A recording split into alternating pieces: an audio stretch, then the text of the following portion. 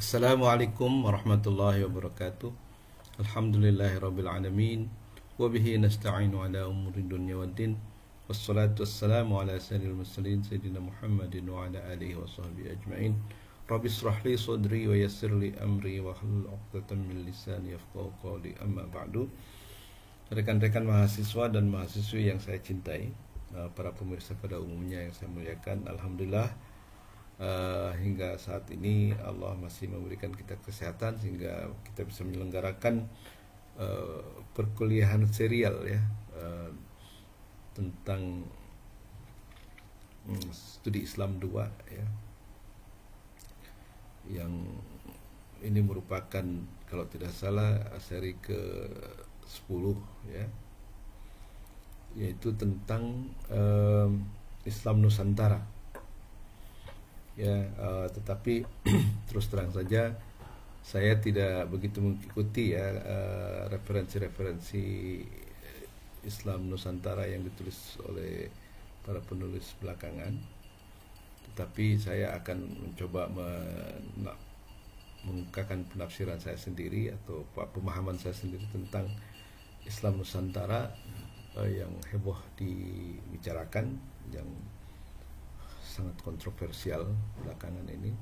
Tapi sebenarnya menurut saya Islam Nusantara itu sudah lama berkembang di dunia Melayu ini, dunia Nusantara ini. Jadi saya akan mengungkapkan pendapat personal saya, subjektif saya. Jadi mohon maaf kalau ada kekeliruan ya. Oke, ini akan saya kemukakan. Akan saya sampaikan 3 pokok ya. Satu, latar belakang budaya keagamaan Nusantara. Kemudian kedatangan Islam ke Nusantara. Kemudian ketiga, peranan NU dan Muhammadiyah. Mudah-mudahan ini memberi gambaran ya, yang mewakili apa yang disebut dengan Islam Nusantara. Menarik adalah pandangan sebagian sarjana barat yang selama ini mengikuti Islam yang ada di Timur Tengah gitu. Kemudian setelah mereka datang ke Indonesia, mereka melihat dan cukup terkesan dan terkaget-kaget gitu, bahwa Islam yang dikembangkan di Nusantara ini ternyata mempunyai ciri yang berbeda daripada yang dikembangkan di Timur Tengah, sebagaimana yang mereka ketahui selama ini sebagai orang profesional di bidang sejarah Timur Tengah. Nah, ini merupakan suatu hal yang menarik untuk dibicarakan ya. Tapi kalau kita bicara karakteristik yang paling utama dalam bicara tentang Islam Nusantara adalah sikap toleransi ya, toleransi terhadap perbedaan keyakinan yang itu sudah tertanam lama sebenarnya di bumi Nusantara ini. Nah, saya akan mengungkapkan tentang latar belakang budaya keagamaan Nusantara sebelum Islam datang ya. Mana toleransi terlihat dengan sangat jelas ya. Tidak saya kemukakan semua sejarahnya ya, tetapi misalnya dalam Mataram kuno ya, atau Kerajaan Medang yang dibangun antara abad ke mungkin 7 ya sampai ke 10. Kehidupan beragama antara Hindu dan Buddha itu memang sempat ada ketegangannya, tetapi kemudian terjadi satu sikap toleransi dari penguasa yang begitu besar ya. Nah, dalam hal ini izinkan saya berbicara tentang kasus agama Buddha dan Hindu di Jawa Tengah ya, terutama di Mataram kuno, yaitu tentang berhubungan dengan Candi Borobudur, Pelausan dan Prambanan ya. Dan itu sekitar abad ke-9 ya, ke-10. Nah, kita tahu bahwa Candi Borobudur itu dibangun oleh Raja Buddha dari Wangsa Sailendra yang namanya Samaratungga, dan dia adalah cucu daripada Raja Buddha yang pertama, yaitu Rakai Panangkaran kalau tidak salah, yang kemudian setelah lanjut usia beliau bertirah ke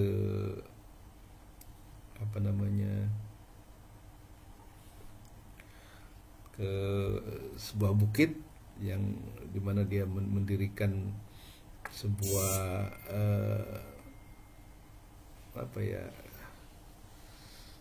sebuah kuil ya, atau wihara ya, yaitu yang dikenal dengan Ratu Boko ya. Nah, Samaratungga adalah orang yang mendirikan Borobudur, di mana waktu itu berkuasalah raja-raja Buddha ya, dan menunjukkan kejayaan daripada agama Buddha yang berkembang. Tapi tidak begitu lama ada kebangkitan dari raja Hindu yang pada saat itu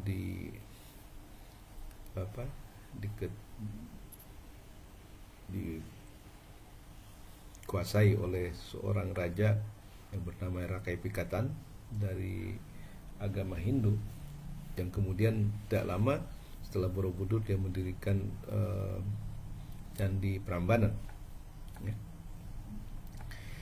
Tetapi banyak yang melupakan bahwa sebenarnya di antara Borobudur dan Prambanan itu ada lagi sebuah candi yang tidak begitu terkenal, bahkan banyak orang yang dekat dengan di situ itu pun kadang-kadang mereka lupa terhadap Candi Pelausan ini. Tapi Candi Pelausan ini menunjukkan toleransi yang luar biasa ya dalam kehidupan beragama. Karena apa? Karena sebenarnya Candi Pelausan itu didirikan oleh Rakai Pikatan yang beragama Hindu dan pendiri daripada Prambanan, tetapi istrinya Pramudia Wardani itu adalah seorang Buddha, dan sebenarnya anaknya dari pendiri Borobudur Samaratungga ya. Mereka saling jatuh cinta. Nah, akhirnya kemudian sang raja Rakai Pikatan, pendiri Prambanan, itu mendirikan sebuah candi Buddha ya, sebenarnya dipersembahkan untuk istrinya Buddha, dan istrinya diberikan kebebasan untuk melakukan ibadah sesuai dengan agamanya gitu.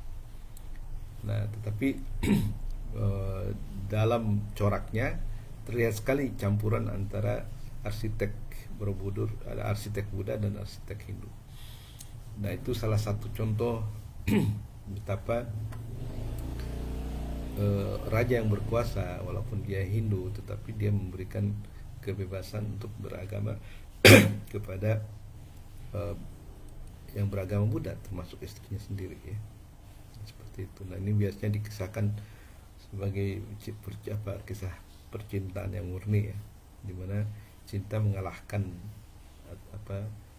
batas-batas keagamaan, seperti itu. Miriplah dengan mungkin ya dengan Taj Mahal yang didirikan oleh Shah Jahan untuk istrinya.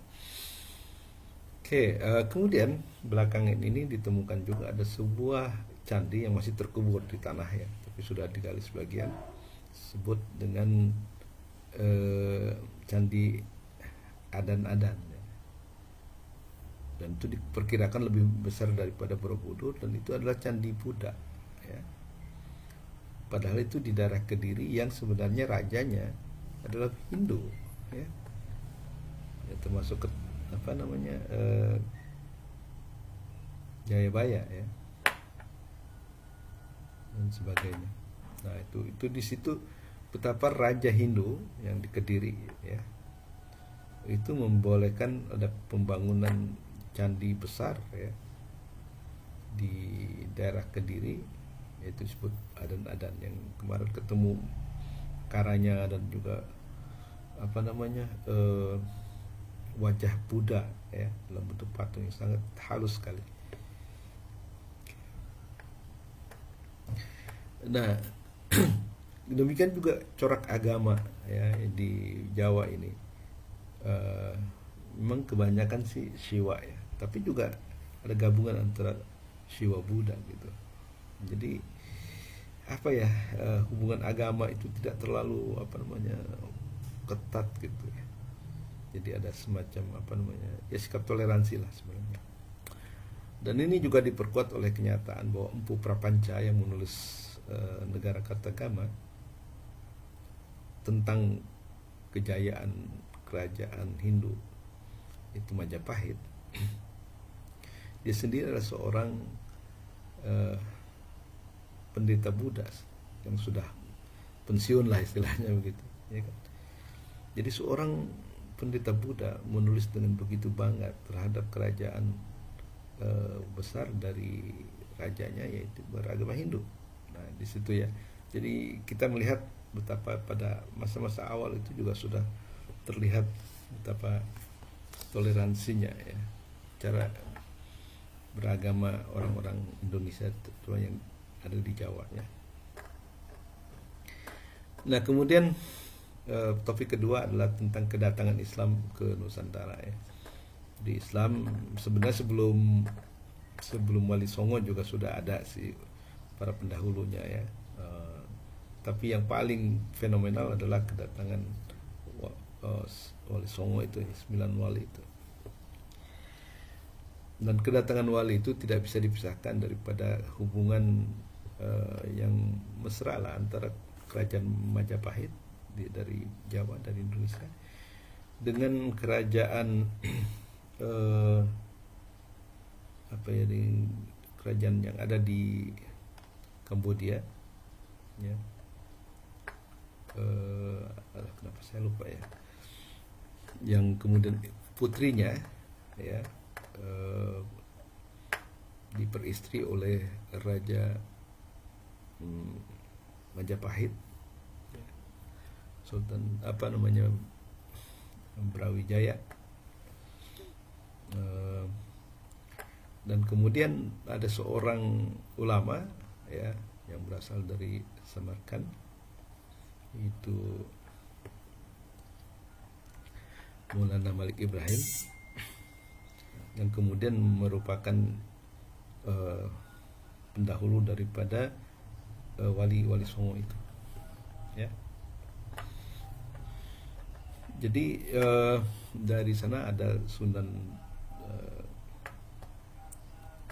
Ampel ya, atau Raden Rahmat, dan kemudian sunan-sunan yang lain ya, yang berasal darinya ya Sunan Bonang, Sunan Giri dan sebagainya ya. Tapi yang menarik di sini adalah bagaimana para wali itu menyampaikan Islam ya ke orang-orang Jawa dengan sangat bijaksana. Itu dakwah melalui budaya atau seni ya. Misalnya gamelan ya, gamelan dipakai untuk menyampaikan ajaran Islam ya. Gamelan dengan Sunan Bonang yang itu, sehingga nama salah satu alatnya itu disebut bonang ya, itu karena yang diciptakan oleh Sunan Bonang ya. Dan tentunya dengan gamelan itu ada kemudian tembang, yang itu juga kemudian cara berdakwah mereka ya, tembang. Nah selain itu tentunya kita juga mengenal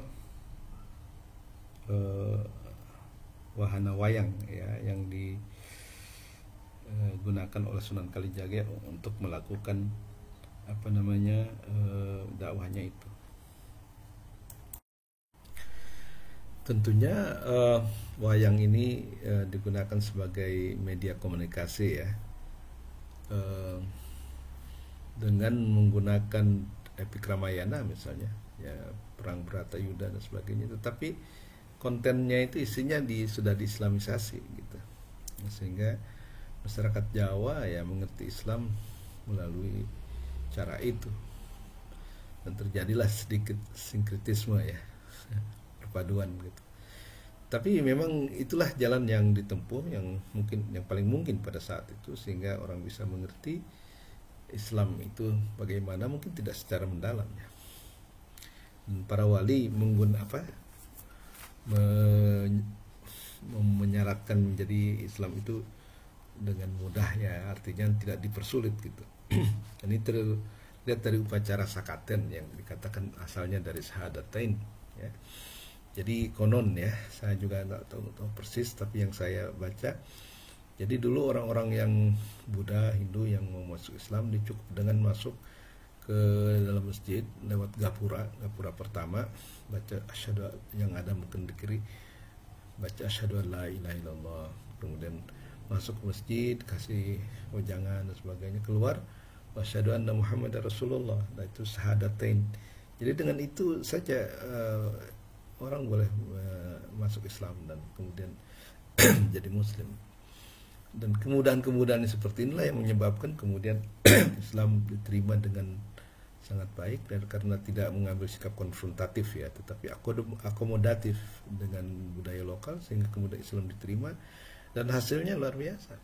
Indonesia yang tadinya beragama Hindu Buddha ya, menjadi mayoritas Islam 90%. Itu satu prestasi yang luar biasa dari para wali seperti itu. Nah, apakah sikap keberagaman itu berubah setelah Islam masuk? Ternyata tidak gitu ya. Misalnya kalau kita lihat bangunan-bangunan masjid yang dibangun oleh katakanlah Sunan Kudus misalnya, di Kudus sana, kita melihat di sana bahwa masjidnya itu sendiri bercorak Masjid Aqsa ya kalau tidak salah, itu makanya disebut Kudus mungkin ya itu, jadi menyerupai Baitul Maqdis. Tetapi menara yang terkenal sebagai Menara Kudus itu arsiteknya sangat bercorak Hindu gitu. Jadi di situ saya kira arsitek Hindu dan Muslim bersama-sama membangun masjid Menara Kudus itu ya. Hal yang sama juga terjadi pada masjid Kota Gede di Yogyakarta ya. Kalau kita lihat susunan bangunan masjid itu sendiri ya, itu seperti bangunan Jawa ya, joglo ya. Tetapi lagi-lagi gerbangnya itu sangat Hinduistik gitu ya. Dan walaupun itu masjid itu didirikan oleh Sultan Agung ya, pada saat dia belum pindah ke Pleret dari Kota Gede, tapi dibantu pembangunannya itu oleh masyarakat Hindu dan Buddha dengan ikhlas ya. Jadi bagaimana coba orang Islam, Hindu, Buddha bersama-sama dengan Sultan mendirikan masjid seperti itu. Nah, jadi sikap toleransi beragama itu sudah sangat tinggi, baik sebelum Islam maupun sesudah datangnya Islam. Itu luar biasa. Dan juga ada masjid besar yang terkenal juga didirikan bersebelahan dengan kelenteng atau dengan wihara misalnya, untuk menunjukkan toleransi. Jadi ini menurut saya merupakan sifat dasar dari Islam Nusantara. Jadi Islam yang sangat toleran dengan perbedaan budaya maupun agama seperti itu ya. Nah tentunya banyak lagi ya, misalnya hasil daripada Islamisasi di Jawa itu juga upacara, selain upacara sakaten tadi ya, juga ada tahlilan ya. Tahlilan ini ya mungkin gabungan juga dari budaya Islam dan Hindu ya, dimana mungkin pada saat itu orang-orang percaya bahwa orang yang meninggal rohnya itu masih akan datang lagi 3 hari kemudian, makin panjang 7 hari, 21 hari, 40 hari, 100 hari sampai 1000 hari ya. Itu kedatangan itu selalu disambut dengan misalnya memberikan sesajen. Islam datang tidak menghilangkan adat itu, tapi menggantinya dengan misalnya zikir-zikir, dengan surat Yasin, tahlil dan sebagainya. Jadi dengan begitu Islam datang tidak konfrontatif, dan karena itu tidak ditolak, malah kemudian terima dengan baik. peranan tembang-tembang juga ya, macam pembawa arti gitu. Jadi dengan bahasa Jawa ya, nilai-nilai Islam dimasukkan ke dalam tembang dan itu jadi populer ya. Dan saya masih ingat juga bagaimana kiai saya mengajarkan sifat 20 dengan menyanyikannya dalam bahasa Sunda ya.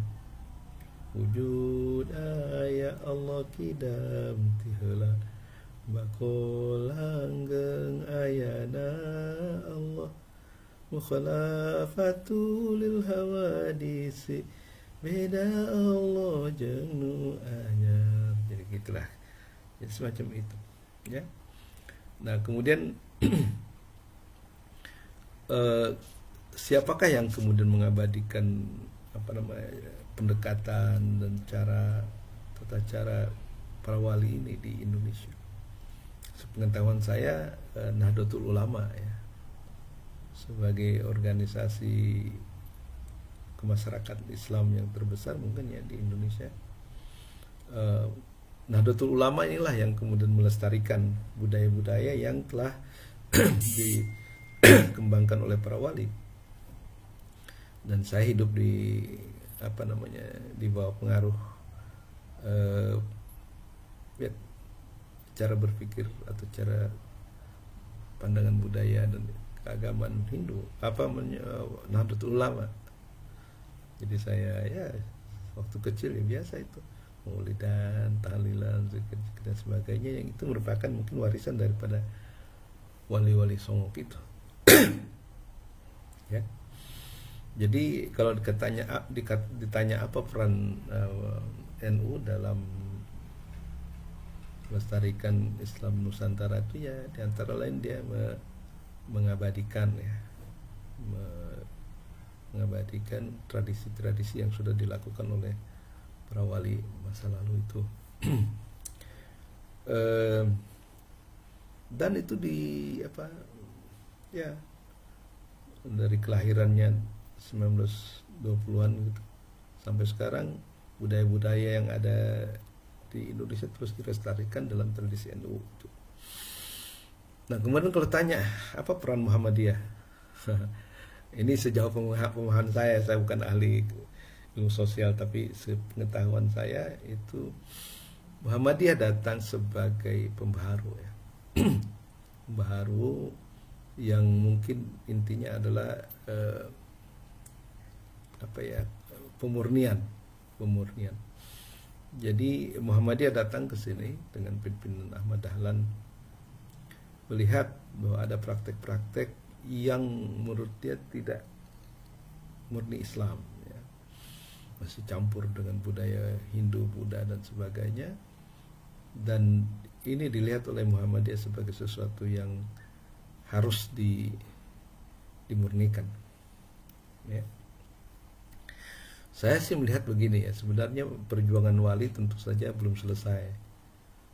Jadi perjuangan wali itu sebenarnya ingin juga memperkenalkan Islam yang murni, tetapi kan caranya harus secara pelan-pelan gitu. Jadi pelan-pelan sehingga kemudian masuk, tapi jangan berhenti, masih harus ada penyempurnaan ya daripada ajaran Islam sendiri. Dan Muhammadiyah itu memainkan peran di situ. Jadi Muhammadiyah mencoba untuk mengubah tradisi yang menurut mereka sudah agak menyimpang dari ajaran Islam yang murni, sehingga kemudian diadakanlah misalnya dengan Ahmad Dahlan dengan mengubah arah kiblat yang dianggap kurang tepat gitu kan. Kemudian dengan mengkritik acara tahlilan dan sebagainya ya. Nah, sehingga kemudian sempat terjadi ya ketegangan ya di masyarakat Indonesia ya ketika Muhammadiyah datang ke Indonesia dengan upaya memurnikan itu. Dan pemurnian ya, purifikasi dari ajaran Islam itu memang tema pembaharuan yang luas ya, bukan hanya Muhammadiyah saja. Saya kira juga Muhammad Abdul dan sebagainya mencoba untuk melihat bahwa Islam yang ada pada saat itu adalah bukan Islam yang murni, karena perlu dimurnikan. Tetapi eh, pergulatan nilai ya, antara NU dan Muhammadiyah itu terjadi juga ketat ya. Jadi NU juga tidak serta merta meninggalkannya ya.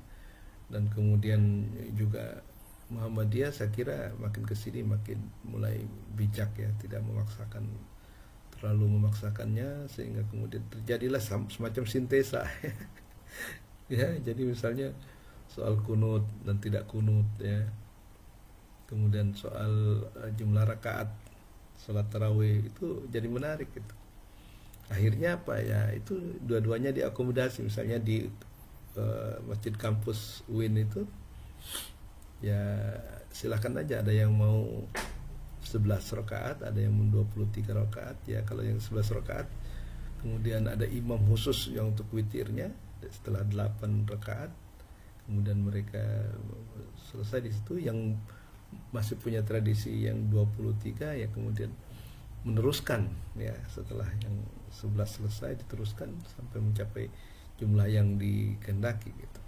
Nggak ada kemudian semacam kompromi begitu. Dan pada peristiwa kematian Ibu Tin kalau tidak salah ya, kita melihat juga banyak warga NU yang warga Muhammadiyah yang ikut tahlilan. Jadi sekarang tahlilan itu juga semacam sudah mulai universal gitu. Nah, jadi disitulah. Tapi ini dua organisasi kemasyarakatan Islam ini memang memainkan peranan yang penting. Jadi keep balance ya. Jadi maksudnya kalau terlalu jauh ya harus didekatkan lagi ke Islam yang murni. Tapi juga Islam yang murni itu juga memang subjek penafsiran ya. Jadi tunduk kepada penafsiran, sehingga kemudian terjadilah adaptasi budaya yang dilakukan oleh baik Muhammadiyah maupun Nahdlatul Ulama gitu. Nah ini kalau menurut saya justru menarik di sini ya kan. Tapi dari semua itu ya baik Muhammadiyah maupun Nahdlatul Ulama itu memberikan corak yang khas terhadap Islam di Nusantara, dan sebagian orang menyebutnya Islam Nusantara. Satu Islam yang dikembangkan tentunya tidak bertentangan secara usuli ya, secara prinsip tidak bertentangan, tapi kemudian yang di bagian furu-furu mungkin Nusantara, budaya dan geografi Nusantara itu kemudian memberikan corak tersendiri terhadap penafsiran terhadap Islam. Nah yang menarik adalah mungkin yang terjadi belakangan ini ya, ketika ada kelompok-kelompok yang langsung dipengaruhi oleh tren Islam di Timur Tengah, baik misalnya melalui partisipasinya dalam perang Afghanistan misalnya, ataupun yang gabung dengan ISIS dan sebagainya. Kemudian mereka mengalami memahami Islam secara berbeda dengan yang dipahami oleh orang-orang di Indonesia ya. Kemudian mereka paham, ada yang mengatakan radikal atau fundamental gitu. Yang itu kemudian tentu saja bertabrakan langsung dengan dengan corak Islam Nusantara yang dikenal moderat dan toleran gitu. Ya, jadi di sini kita sekarang sedang mengalami konflik ya antara pemikiran keras radikal ya, dengan Islam yang moderat dan toleransi yang dikembangkan di bumi Nusantara ini. Nah, sekarang kita melihat ya, ada dua kelompok pemikiran Islam yang terjadi di Indonesia yang kontemporer saat ini. Nah, tapi ada tambahan lagi selain itu, menurut saya corak keagamaan ajaran Islam di Nusantara itu ya seperti juga di negara-negara Asia Tenggara yang lain, Malaysia, Singapura, Brunei, yaitu bahwa dalam bidang teologi mereka menganut paham Asy'ariyah ya, dan dalam bidang fikih kebanyakan mereka menganut paham atau mengikuti mazhab Syafi'i ya kan. Sedangkan dalam tasawuf biasanya dipengaruhi sangat oleh pemikiran Al-Ghazali. Jadi Asy'ariyah, kemudian Syafi'iyah dan ada corak Ghazali yang sangat kuat. Ya, kehadiran Ghazali sekarang ini juga lebih kuat lagi ketika ada kajian intensif, misalnya pengajian Ihya Ulumuddin oleh misalnya Gus Ulil ya. Nah itu menarik tuh ya. Jadi sekarang ini ada ketegangan antara kaum yang toleran ya, yang moderat, yang diwakili oleh katakanlah corak pemikiran Nahdlatul Ulama, dengan corak yang dibawa oleh mereka yang berafiliasi dengan pemikiran kontemporer Arab Timur Tengah ya, seperti yang diwakili oleh Ikhwanul Muslimin, mungkin HTI dan yang lain-lain ya, yang itu berbeda corak dengan Islam yang katakanlah Islam Nusantara yang penuh toleransi dan moderasi. Nah seperti itu. Jadi saya melihatnya bahwa Islam Nusantara saya menilainya secara positif ya. Jadi Islam yang dikembangkan dengan budaya yang santun ya, yang tidak terlalu bersifat fanatik ataupun radikal, tapi melihat pluralisme misalnya atau pluralitas keberagaman sebagai sesuatu yang alamiah yang harus disikapi dengan sikap yang moderat. Itu saja yang bisa saya sampaikan. Mohon maaf kalau ada analisa atau pemikiran yang tidak tepat. Mohon maaf kepada para ahlinya. Mudah-mudahan saja ini menjadi satu pandangan yang berguna ya. Dan demikian saya akhirnya mengucapkan mohon maaf atas segala keliruan, lebih kurangnya saya minta dibukakan pintu maaf. Billahi taufiq wal hidayah. Assalamualaikum warahmatullahi wabarakatuh.